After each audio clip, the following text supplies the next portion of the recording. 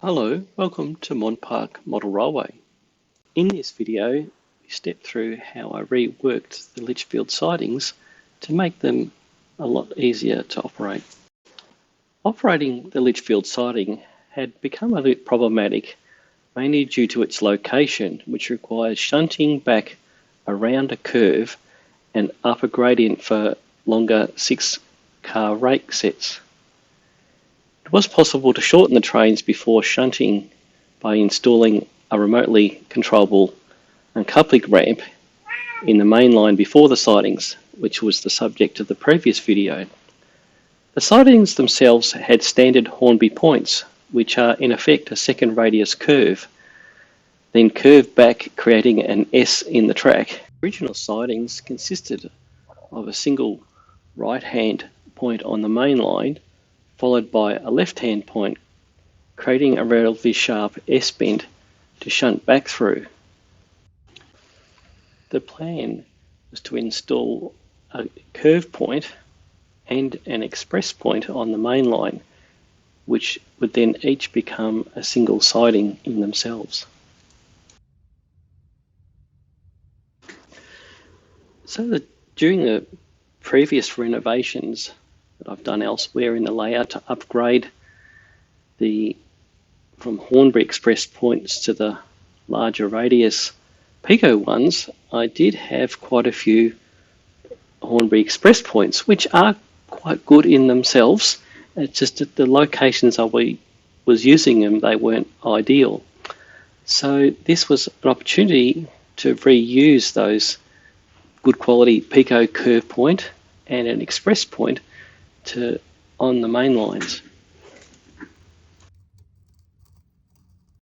So one of the challenges I was facing where I wanted to install the curve point is to ensure there was enough clearance for rolling stock as they passed through the location.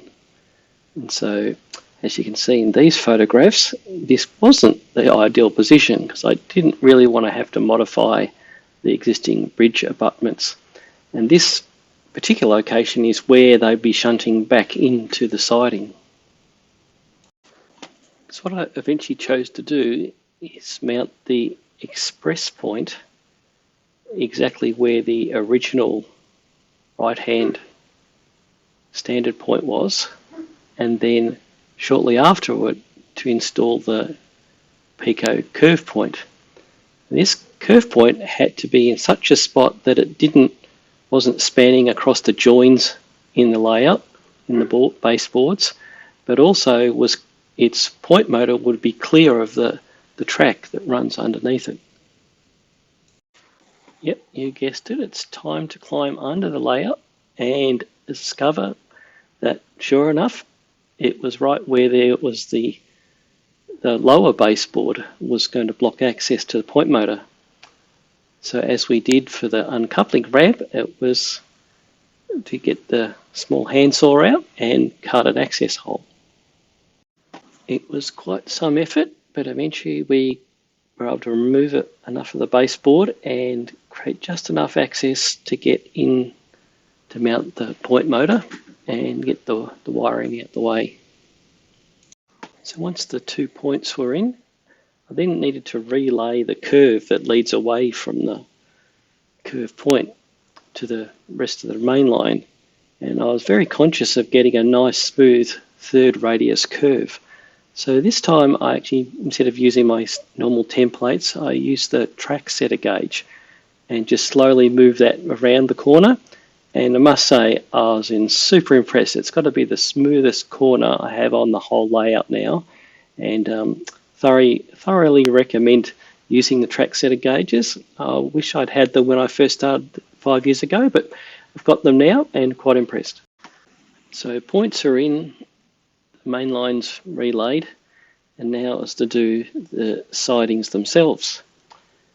So I decided what I wanted to do, instead of having the standard Hornby standard 67mm spacing, I'd try the more prototypical 50mm spacing between the two tracks in the sidings, except with a bend in it, that didn't work very well because the coaches would actually knock it up against each other. So basically I asked myself why I was choosing to put that bend in the siding. It didn't make a lot of sense. And now, because the points in effect are moved further down the main line, I could actually make those sidings dead straight and not lose any overall length. It also aesthetically aligns them with the main line that's going through Lichfield, so they're actually all parallel now, and that visually is quite pleasing. In the last video, this happened, which I thought was worthy of a closer look. I thought I'd made a really bad faff on the track work until I traced it back to the pathetic uncoupling ramps that had come displaced, and then the uncouplers have caught on it and stopped the train dead.